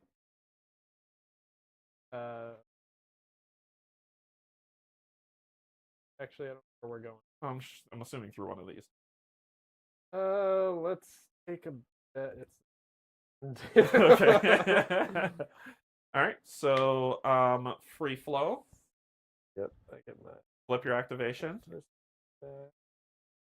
Increase the counter. Mission check. We did. All enemies are dead. We're taking this down to this 1 wire thing, man. C1 mission update 3. That's how we do it. So mission update 3. Remove the two blocked entrances. Place one door. I put that door. Place one door here. Remove this. The ship. Oh. Yeah, we got our ship. So. Which ship's name? The Botany Bay. Oh no! The console is going to go here. Then we're doing 2 thugs. Yep, 2 thugs. One is here behind this wall. The other one's over here by the bay. And 2 guards this time. Oh no. Oh no. One is here. And the other guard, too, is... I'm a dead man. Is there. Align the ship with the door, which we did. Players may move up to 5 squares from their current spot. Oh, well, that's good. That works for me. I can run away. Yeah, I'm assuming we're going to need to get here, because that door is probably going to be locked, so... Yeah, there's a door. No, I'm assuming we got to get to this console. Yeah, I'm sure. So you want to move? 1, 2, 3, 4, 5. Okay. We're doing disorganized attack as their activation card. And you put this in alphabetical order. Bless your heart. Disorganized attack red. Thank you for doing that. Okay. All right. Everything is as it should be. Here we go. We're ready for takeoff from Hangar 17. Unfortunately, we have a situation here as the Hellfires have locked the gangway door and placed our ship on a tractor beam. We won't be going anywhere unless you can dispose of the pirates or disable the tractor beam from the control room. How you deal with it is up to you. Okay, for better or worse, you now have my full attention and you won't be going anywhere. When I'm through with you, you'll be an example for everyone to see of why you don't screw with the Hellfires. Turn limit shifts to 9. Open the door, disable the console, and get all players on the ship. That is our mission. Or eliminate all enemies. Remember, when enemies appear, they always go first after the mission has been updated. So they're about to activate. We have a trigger condition. The ship is part of the map and can be boarded, exited by the players only. Enemies will not move towards or target players already on board the ship. So if we have the door open, we can run in and be fine. And then this is a split mission. So yeah, this is a split mission. So depending on how we succeed it, we now have a branching path. Cool. So the enemies are going to activate because that was the mission check stage. Yep. So red enemies are going to activate. So this is can be running. Yeah, because they have a third option that's down here, and the third option has an exclamation point. Move as far away as possible from a player who damaged this enemy by using any route, entrance, or wall cover available. If activated enemies was damaged last player turn, which they weren't, okay, so let me put that up there. So they also have a special trigger that's at the top. So it says if the activated enemies was damaged during the last player turn, instead of doing their activation sets, we're going to come down here and do. Okay? So, but since that didn't happen, they're going to activate. So the lowest number 1 is going to move to the nearest player. So his movement is 3. 1, 2, 3. And then attack the nearest player, but his range is 1, so he doesn't hit. Yep. Second one's going to activate, attack, and then move to the nearest player. Yep. 1, 2, 3. Yeah, they don't look friendly. They do not look friendly. And then it's your turn. Okay. We gotta kill. I mean, he doesn't have any shields. He only hits for 1, and he has 3 health. We gotta knock out this console and then get to the door. If if you are better at handling consoles than I am. That's why I'm about to go there. Yeah, so I was like, if you can kill that guy, are you able to kill him? I can go kill that guy. Just use my pistol, so... Is the pistol the only thing you got? Can do 1 damage. Doing a G. That's it. 1 damage to him? Yeah, I don't When do you get your pistol back? Oh, around 2 rounds. Is that the basic interact that you got? Yeah. All I got. I could do more damage, I just don't have any red.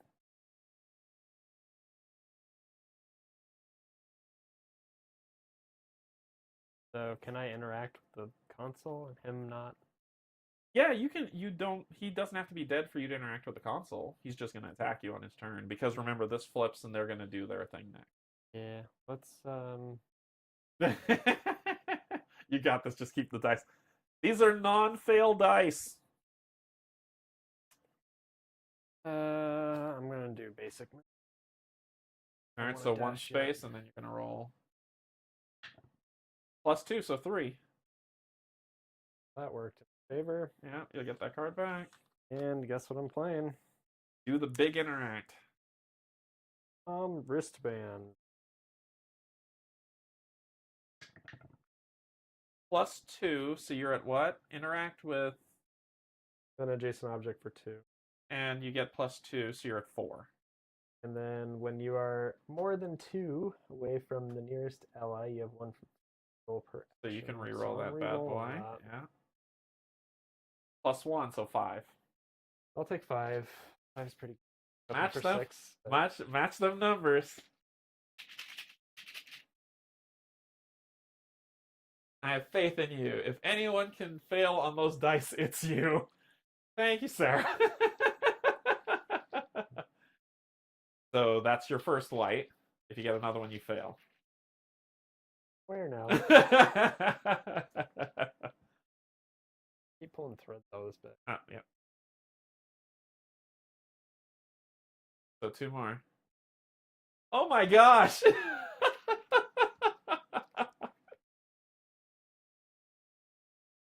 Come on, what do you got? What do you got? What do you got? There we go. There's the 3. Luckily. So those 2 go back in the bag. Yep. There's your 3 successes. I'm glad I pulled the whites. Yeah, the whites are coming out. So you've got 3 successes on the console. Okay, cool. So it says disable the console, which you just did. Yep. We then need to open the door and get on the ship. Yep. I don't think we're killing everyone. All right, so I'll just lay this down to say that this is done. Okay. So that ends your turn, correct? I'm done. Shift. Yay. Flip activation. Back. And decrease the count timer. Mission check. We haven't opened the door and we haven't gotten on the ship. So the enemy activation will flip this over, and it says if the activated enemy was damaged last turn, use the damage side instead. So the lowest player, him, is going to attack. So it's going to attack you for 1. Yep. So you'll take 1 damage. Yeah, I have a med kit. So. And then and then this guy, it says he's going to move towards the last activated player and shoot you again. You are the last activated player, and his range is 4. 1, 2, 3, 4. That's real but bad. he has movement.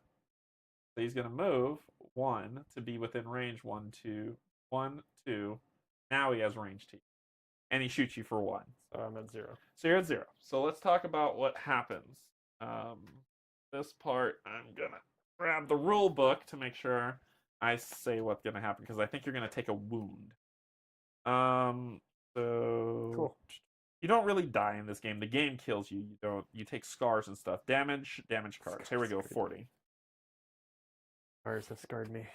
And scarred. Very scarred. Players can be dealt damage in many ways. Sometimes it happens through the story of events, but most of the time it's because enemies punch you in the face. When receiving damage, the target player must first use any available shields they have to detract from the initial damage. Any amount of damage that can't be blocked, either because it is unblockable or the players have no more shields, will hit the player, resulting in 1 damage card per hit. So you got hit once. Your shield went to 0.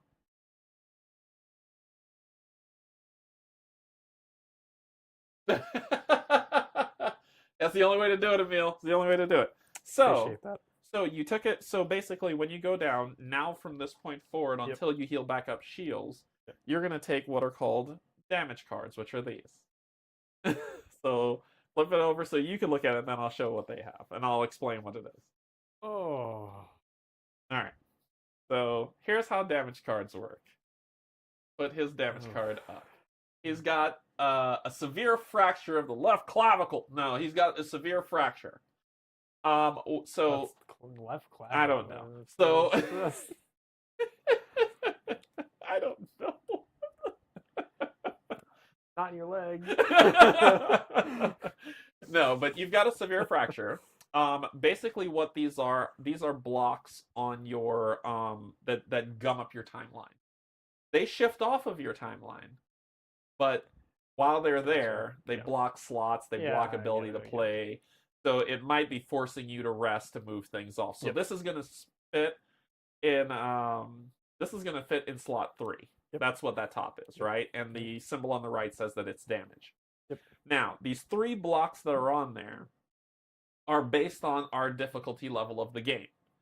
So, and what's really cool about this game is each player can play a different difficulty. You can say I'm playing insane, and I'm saying I'm playing normal, and we follow the same rules of the game, and that's just how it goes. Gotcha. When if you play hard mode, the top and the second one are both things that come into play. When you play insane mode, all 3 come into play. But since we're playing regular mode and you're learning the game, you only deal with the top one, the top effect. Brian's trying to kill you. I mean, so and the top effect says when drawn, place this card in your 3-time slot. So it is going to shift out of your 3-time slot, but all it's doing right now is saying on your turn you've only got 1 action that you can do to play a card. You see what I mean? Oh yeah, no. So I feel it. I got extruding bone. An extruding bone. Whoa. Not on the stream. So, all right. Canje after dark. So that ended the enemy turn. It is our turn, so let's flip activations. And it is our turn. Commander's turn. Greetings, Commander. I want this card back.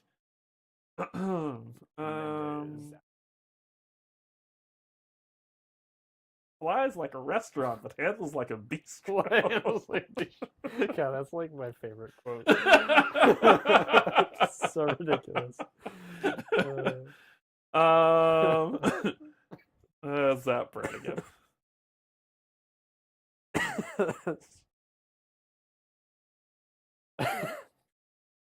Genius. I tell you what I'm gonna do. I'm gonna once per action, you may spend 1 shield to add 1 die and 1 movement to that action. But that's not gonna let me attack anything. Yeah, that would this gels well with this thing, with the charge. I need to move and kill that guy, don't I? Which one? The one by the door? Yes, probably. Deal 1 damage to an enemy within range 3. If this is your first action, get a +1 to your next action. Yeah, but that's my only ranged attack. This could get nasty. Yeah, I think you should bolt for the door. Yeah, because that's 4 damage inbound, right? Yeah, you gotta get... You don't want to... Yeah, I don't want to be part of that. Alright. Hurt real good. Yeah, I would have to roll really well to make this work. That's the problem, like... This is the card I need. This is definitely the card I need. I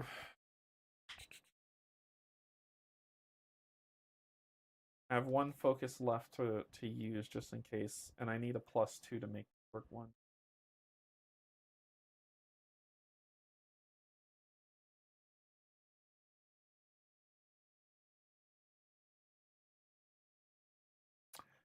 I'm going to set myself up here. I'm going to do Intimidating Battle Cry in slot 3. Once per action. Oh, actually, I'm going to put it in the slot 4 because I want this to last. So, Intimidating Battle. What? Intimidating battle cry.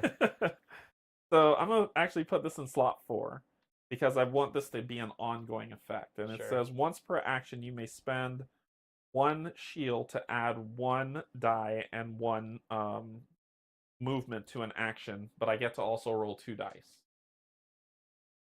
Blindly rooting. So here we go. I got 2 movement, a shield, and a +1. So I want that shield. Yep. I'm going to do the 2 movement, 1, 2. So that's those 2. And then from now on, once per action, I can spend the shield to do stuff. So... Good.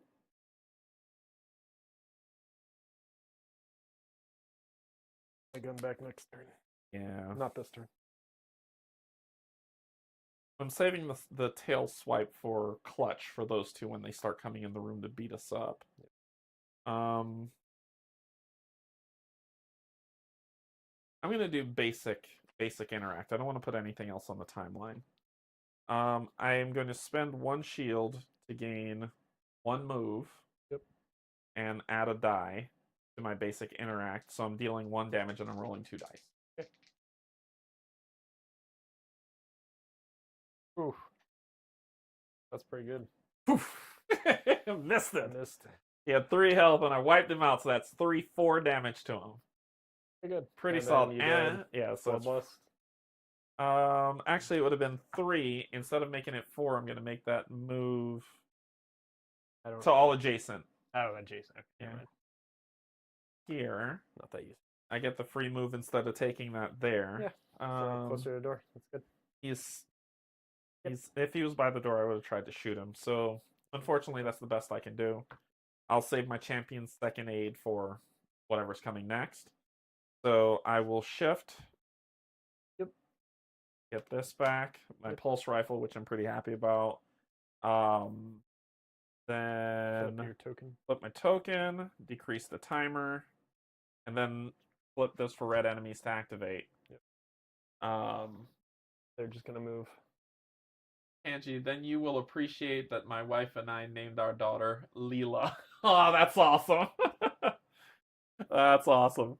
So lowest count is going to move to the nearest player. Multi-pass. 1, 2, 3.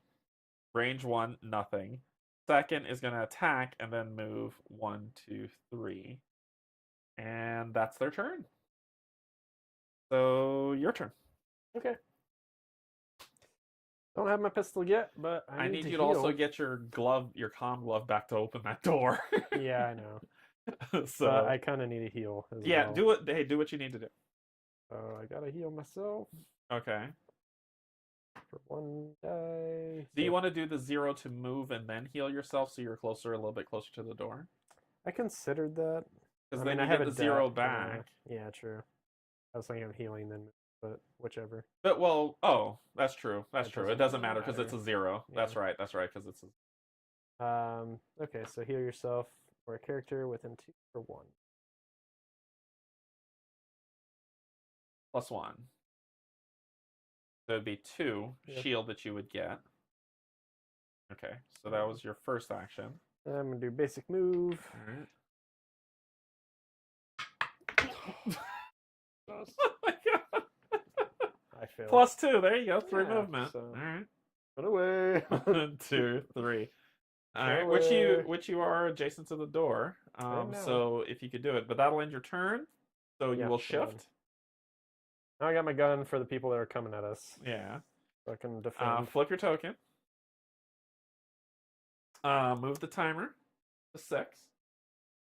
Bear's got a gun.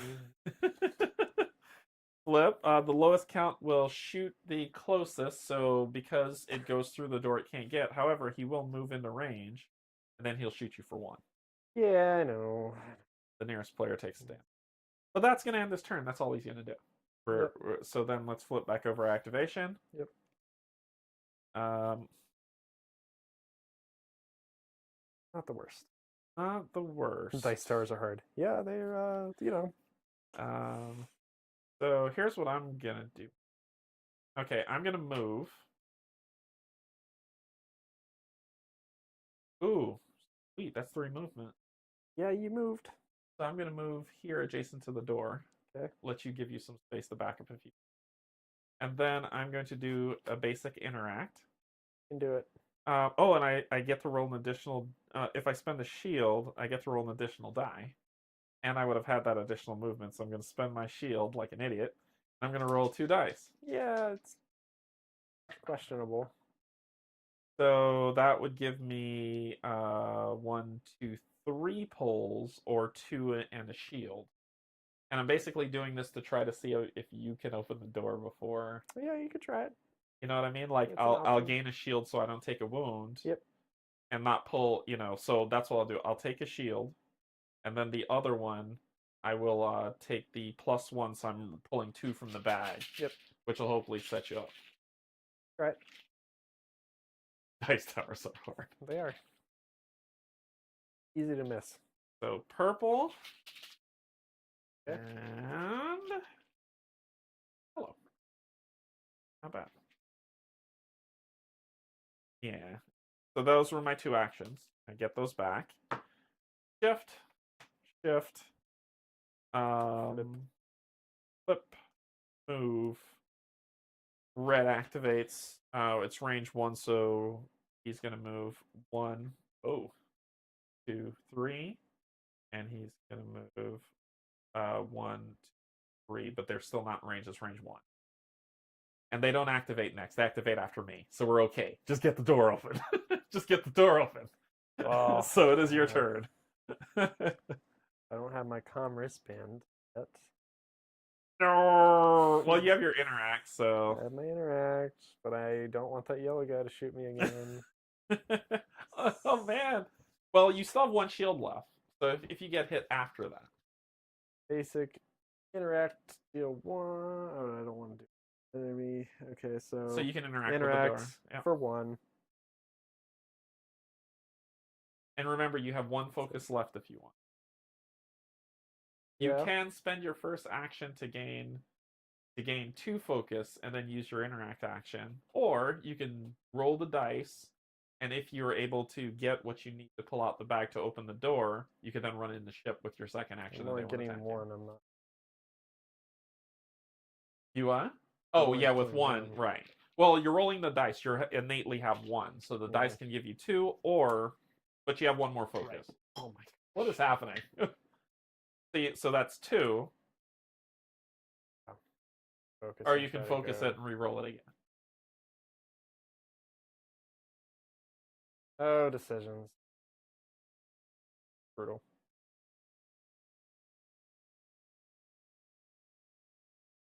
I don't know what to do. I don't know. Do I risk it? I don't know. Or do I risk drawing? Probably just as bad. Yeah, I don't know. Those things are in the bag.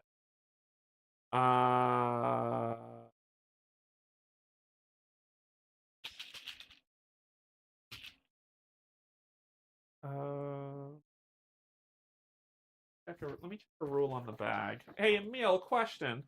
How many of them? When do we? Yeah, I'm wondering. I think when 3 come out, you're supposed to put them all back in the bag. But let me check. Is that true for the bag interact? The bag interact is a tough one for me.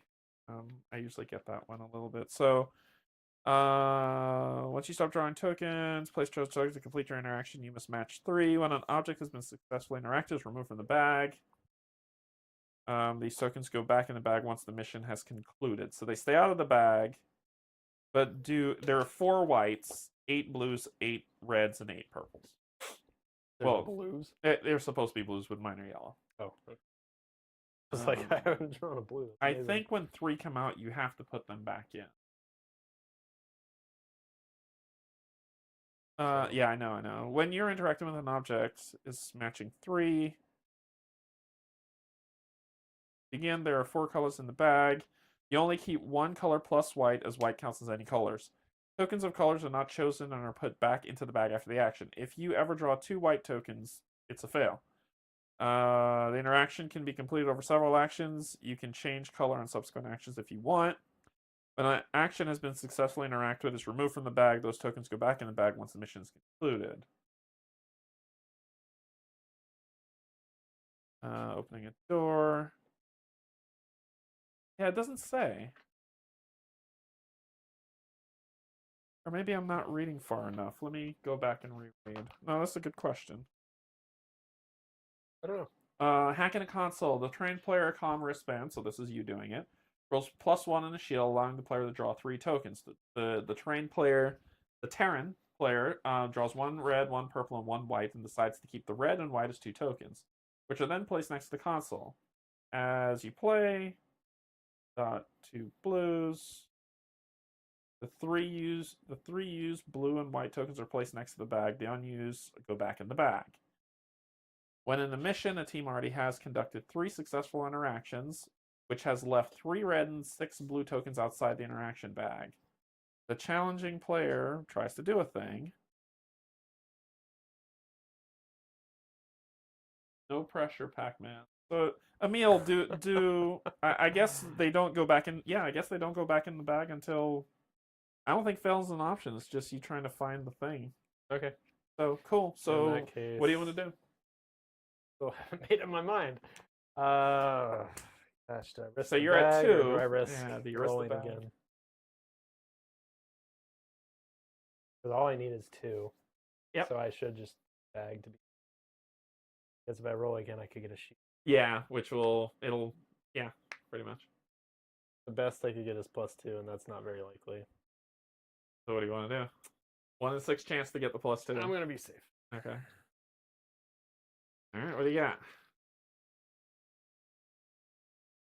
I gotta say, I don't like the shape of these things. Yeah? Like them. Well, the other ones will be tokens. I know. Yeah. What do you got? Picked yellow. That's 1. There's another yellow in there somewhere. The problem is these stack, so it's like hard to... Oh, sorry. When I pulled, I was supposed to pick a color. I goofed. Oh. But Okay. yeah, I goofed. I was supposed to pick a color. Oh. I didn't do that. Oops. Yeah, my bad. We'll just cheat and say it was yellow. We'll just... I'm trying not to cheat. I'm trying to shuffle them. They're all stuck together. Yeah. All right, go for it. How about this one? What do you got? I don't know. I'm pulling like 50 of them. It's a red that I have in my fingers. It's a red? Yeah. Okay, so do you want... Just throw it off to the side. I want the... So you want the yellows to put the red back in the bag. And that's that. So that was your first action? Sorry. Yeah, so you have another action. First. I can do interact again. Mm-hmm. Or, yeah, I have to. I was going to use my gun, you gotta get that door open. Yeah. Okay. I'll die. So 2 again. When you're done drawing tokens, you choose a color. Rest goes back after each action. Successful state. Yeah, so we were fine. We were playing it fine. I just messed up on that other one. Boom! Yellow. That's it. That's the one we needed. Nice. Door open. So, but that was your second action. Yep. It was. So we need to get on the ship. Yeah. But you did the +1 instead of the shield to do that. So that's where you are. Yep. So first things first, shift. Yeah, get my wristband back. Useful. Flip your token. Shift that timer. I'm gonna flip the card. Pew pew. But well, you don't take a damage. You take a damage after that. That was your last shield. Now you don't have any shields. You're at 0 shields. So if you take damage now, you'll get the card. Oh, because which is what happened last time. Last time you had hit 0 and then it hit you again because they hit you for 2. Oh, okay. That's why it was shot 1, then you get shot again, which made you draw a card. Okay, so flip back over our activation tokens.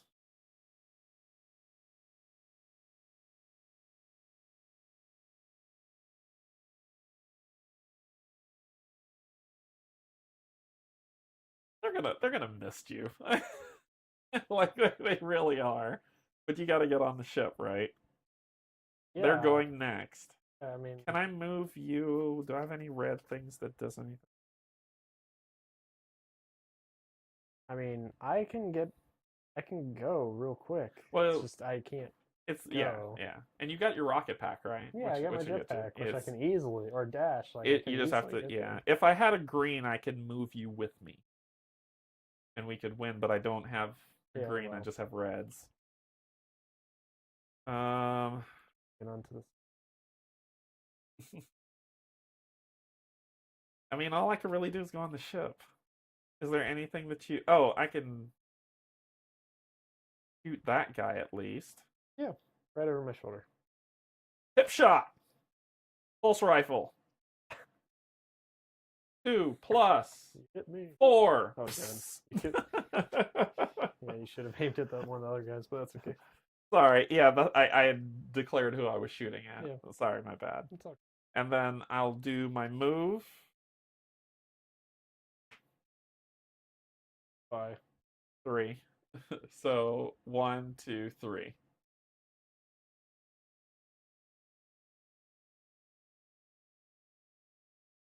Yeah. So okay.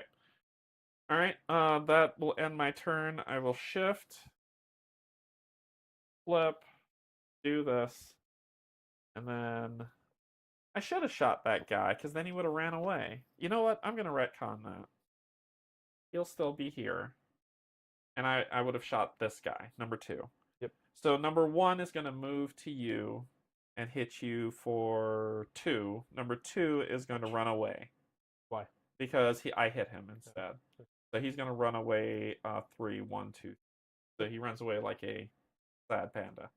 But you will get hit for 2. So you're going to take 1, 2. Ah, no, this is good. What happened? Ah, it's fine. It's fine. So this will go in the 0 slot. So it says lose 1 focus and 1 shield, then discard this card. So you lose your last focus. Yeah, of course I do. This gets discarded. And then this, oh boy. Yeah, severe internal bleeding. No problem. I mean, don't worry about that. We know this is prototype. Place this card in slot 4. Oh no, don't worry about the bag. Don't worry about the bag. Yeah, we don't care. We don't care about that. Cool. So that is what they did. So now it is your turn. So get on the ship so we can end this. Going to attack. I'm going to attack. Just for good measure, I'm going to use violence. Just for good measure, I'm using jetpack. Yes, do it. Do it. I can jump over. Here, I'll let you look at it. Jump over objects or empty spaces for 5. You cannot jump over walls or closed doors. All right. So, and you get to roll a die to see if it's more than 5. Yeah, I want to get out of here. Even though it's only a few spaces. Oh, God. 7? I'm going to the moon. The door's right there, but he ends up all the way over. Yeah, blast off.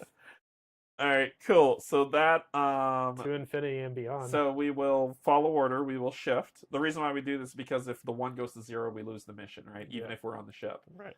So that wound will fall off. Yay! I somehow healed my leg. Tis but a scratch. You'll flip your token. Yep. We advance the time to 2. And then we check the win conditions. So, did we open the door, disable the console, and get all players on board the ship, or did we kill everybody? Success 1, so we're going to mission update 4A. 4A.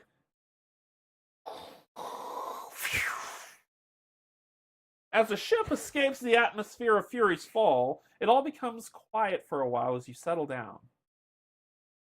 This is your pilot. We're in neutral space far from Fury's Fall. No pursuers. Stand down from action stations. I'm plotting a route through the shadows of the planet in the habitable zone to screen any radiation bursts from the suns. Should cut down the debris bumps as well. Have you ever heard a pilot speak? No. What's the pilot sound? Sorry. This is your captain. Thank you. We're in a neutral zone space for the Fury's Fall. No pursuers. Cruising altitude of 3,000 feet. Stand down from action stations. I'm plotting to route through the shadows of the planets in the habitable zone. Screen any radiation bursts. So Umbrasus, who the person we've been talking to, says, "You and your team certainly didn't disappoint, Commander. We're in for a long and demanding undertaking, but your performance gives me confidence that we'll be able to pull it off. let's get the debrief over with so we can continue the conversation about more important matters and get you all settled on the show. Question. Did the team eliminate one or more enemies in last mission segment? Yeah. Yes. If yes, do nothing. Are we supposed to be pacifist? I think, because we gain, when it comes to these cards in terms of relationships across the galaxy, so these are the Hellfires. If we didn't kill anybody, we would have gained favor. But since we did, we're still neutral with them. Vera holds a grudge against all types of pirates. So, I'm sorry, I can't help you there. So it says, when ready, continue to C2 digital. So that is mission 1. That was a full mission. So the mission's cool. Yeah, so the full so when the mission completes, that's when we get stuff back. That's when we do Makes sense. These types of things. But since we don't upgrade the relationships right now, Ayani and Naru and I hate each other, but Umbrasis loves us by 2 from mine. Yeah. So we what rating would we have gotten? A B? Definitely not S. Not S tier. Also, what's pretty cool about this game, if you flip this open, is that each character has a specific upgrading path you get to choose. So whenever it says for these cards, when it's like, okay, well, what stickers do you get? Well, for basic interact, these are the ones that you can choose to add. And so you can build your character that's cool. Specific to what you want, right? So it becomes a little bit more unique for what you're preferring to build out. I like that a lot. Each character also has a personal story and mission that they can go on. So your character may have a troubled past, a vendetta, a lost love, or perhaps something completely different. However, what is common for all characters is their unknown future, which you as the player get a say in. Each character will have at least one mission unique to them, and potentially several points of which they influence the campaign over characters and companions around them. You'll be granted access to more of your character's story as you unlock your story going forward. So you have a personal story. We have a big mission that we're trying to do. Makes sense. And everything is through a branching path. So I'll pause there and I'll just let's get your take. So how did you feel about this? I liked it once I got into it. With every game, once you get there, you got to get the rules and everything. How it goes. And then I'd like to play another mission. I'd like to keep going. I like to see. You're ringing low. Oh, I'm low. Yeah, okay. now you're high. Maybe it's the way I'm facing. I don't know. No, it's on. It's this thing. Maybe turn your head that way and talk. Let's see. No, I mean towards the. No, I liked it a lot. I'll say I want to play it again. I want to play another mission. Yeah. I'd like to see more enemies. I'd like to see more of the story. I'd like to see. Well, we've only if there's more items you can pick up or what. I don't know how that works in this game. If you can upgrade items or you can. I'm because sure your cards you can upgrade, and sure you can get more cards, which is cool, right? So it really breaks it out. Was there anything? So one of the things that I say, and this is the reason why I don't take money for doing previews, and is because I want to be able to honestly talk about it, what you like, what you didn't like, what could be improved. Yeah. So was there anything about this game that you did not like, that didn't really resonate for you?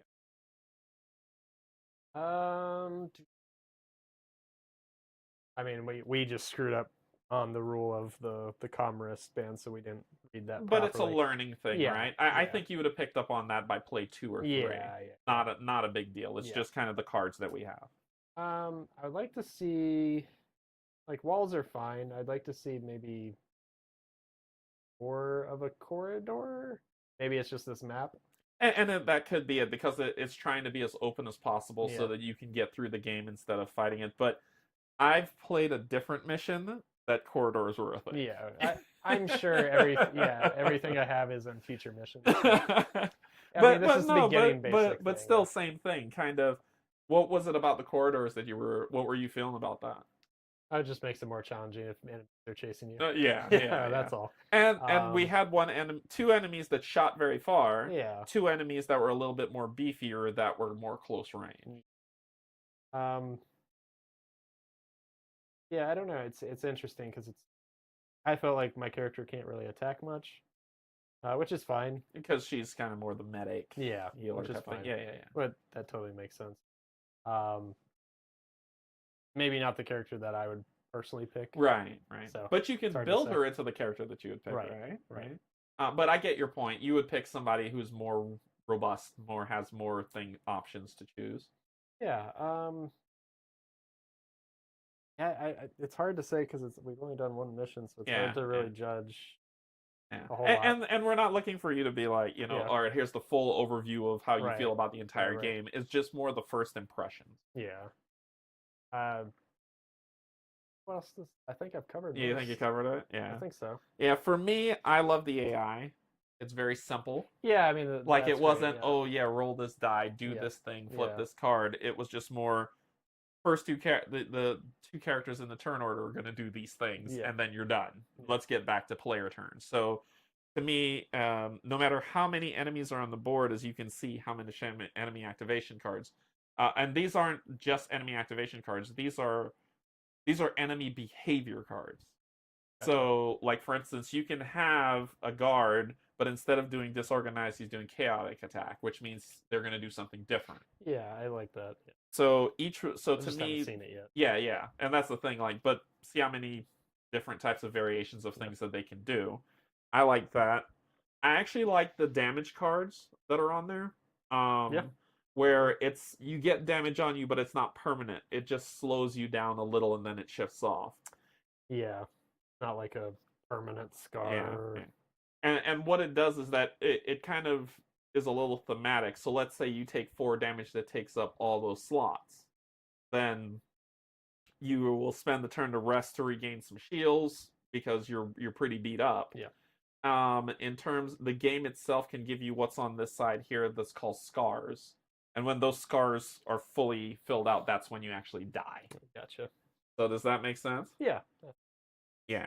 So I like the AI cards. I like the wound cards. The players themselves, each one of them is unique in their own way. When Steve and Kim played yesterday, Steve had a character who had an innate shield that was just always up.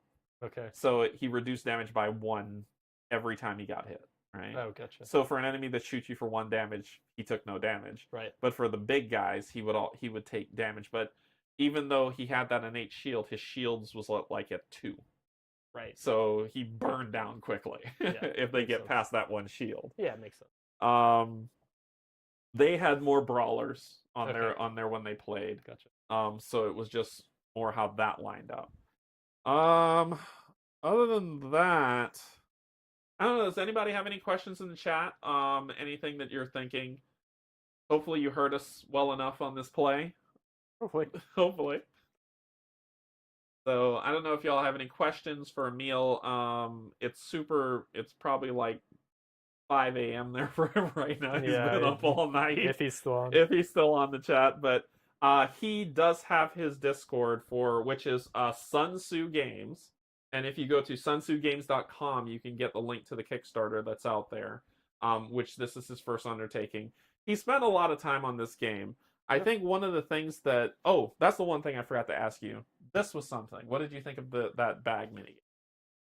I like the drawing, just I don't like those particular tokens. You don't like the tactile. It's because when you draw, like you can, I'm like pulling multiple. That's why I kept having to separate when I was doing the bag. Yeah. So I know those aren't final, so that's why I'm not. I didn't bring it up. But in terms of these things, though, in terms of the drawing from the bag and those items, it's great. And what's cool is that you keep pulling until it runs out, then you put it all back in the bag, and then you start over. So what he's going to have instead of these little thing pieces, he's going to have actual chips that you could just reach in and pull one out. Right, which makes it easier. Yeah. So to me, preview content is preview content. I'm more interested in the mechanics stuff of it and how it breaks down. Yeah. The dice that are on here, the no-fail dice. Thank you, Emil. Like, for instance, if I roll a shield, I may miss an attack, but at least I get a shield back. Yeah. So I think that's pretty amazing. How the turns run is pretty amazing. Everything pretty much came down to the wire. Yeah. And as you add more players, because it plays up to 4 players, goes faster. They give you a little bit more time, but all of it comes out in the wash. Yeah. Right. Kim says, think the bag is good so that opening a door isn't just spending an action, makes it a little more interesting. Right. I agree. Yeah. I agree with that. I agree. I agree with that. I like the bag. I think the bag minigame is fine. It doesn't slow the game down. Nope. It doesn't take anything away. It actually makes it a little bit more interesting, especially with your character, right? Yeah. When I actually use the right things. Yes. Yes. So it made it very interesting to go through that. As you can see with the mission, we actually did, instead of it saying, okay, here's the board, go do 30 billion things. Yep. It was story, a little bit of gameplay, a little bit of story, a little bit of gameplay, Yeah. and then that was your entire mission. I mean, if you think about it, played just like a game of plays just like a game of any dungeon crawler where it was you start here, move here, move here, move here, go there, and then get out. The difference was there wasn't like a story in between. Exactly, and then here there was those story breakpoints, and that's how this game plays. Yep. So, just to let y'all know, that's kind of how this thing sets up, and it's fantastic in its design. I like this game a lot. This is my 4th time playing it, and I still like it as much as I did the first time I played it. So yeah. So just check it out. It's coming to Kickstarter next Tuesday. Emil Larson is the designer. Sun Tzu Games is is his own. That's his own creation. He's a self-publisher, his self-creator. So that's his stuff, and it's called Rogue Angels: Legacy of the Burning Suns. That's coming to Kickstarter on Tuesday. So check it out. Let's hop back up to the top. All right, cool. Pac-Man, thank you so much for joining. Oh, thanks for having me. Yeah. And you know what? How about, because the campaign's going to be going on for the month, sure, next Thursday we come back and play another mission? Yeah, sounds good. So, that sound good to you? Yeah. Oh, yeah, it's great. All right. Track reminds me a bit like Role Player Adventures. Is the designer good looking? Asking for a friend. He's all right. Brutal. He asked for it. It's late. So, but no, Emil's fantastic. He's been a huge. We've been in contact, and he's been just completely open about how he feels about the design, what he's put into the game, how he's felt about. Like, he even has design diaries talking about how he came up with the design for the game, and listening to feedback from people who are like, maybe this might not work, and he'll say, well, this is the reason why I did it, but he'll also listen to all that feedback, and if there's something to change, he'll change it. If not, and it deviates from the core of what he's trying to create, then that's fine, right? So, Emil, thank you so much for sending us this. I am going to, we're going to come back next Thursday to play Mission 2. Sounds good. And see where we go from there. And, I mean, if you're interested, we could swap, and you could try this character. I don't mind either way. Figure it out. Yeah. All right, cool. Well, thanks everybody for joining us. Thank you, my patrons, YouTube subscribers, and if you're coming in, just know Rogue Angels is coming to Kickstarter September 4th, which is next Tuesday. Check it out. I plan to back this game. I think it's amazing. So anyway, Pac-Man, thanks for joining. Yeah, thank you. We'll be back next Thursday. Until then, just know we love you, and there's absolutely nothing you can do about it. Bye, everybody.